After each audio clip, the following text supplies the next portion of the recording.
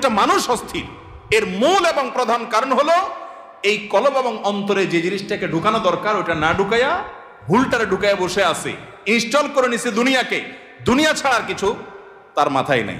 একজন যুবক তিনি কোনো মেয়ের সাথে অবৈধ সম্পর্কে জড়িয়েছেন, হারাম সম্পর্কে জড়িয়েছেন, সেটা একটা বিষয়, কিন্তু সেই মেয়ে তার সাথে ধরুন মানে কথা রাখে নাই, সে আরেকজনের সাথে ভেগে গেছে বা অন্য কোথাও তার বিয়ে হয়েছে।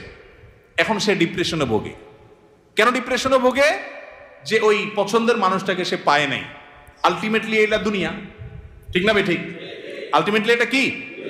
তার অন্তরে যদি আল্লাহকে স্থান দিত, আল্লাহকে যদি সবচেয়ে বেশি ভালোবাসতো, আল্লাযীনা আমানু আশাদ্দু হুব্বাল, তার অন্তরে যদি আল্লাহর সাথে মহব্বত সবচেয়ে বেশি থাকতো, আল্লাহর সন্তুষ্টিটাকে সবকিছুর উপর যদি প্রায়োরিটি দিত, তাহলে এরকম কেউ তার জীবন থেকে চলে গেছে, কেউ আসছে, কোনো দোস্ত নারাজ হয়ে গেছে, কিছু টাকা লস হয়ে গেছে, একটা ব্যবসা ছুটে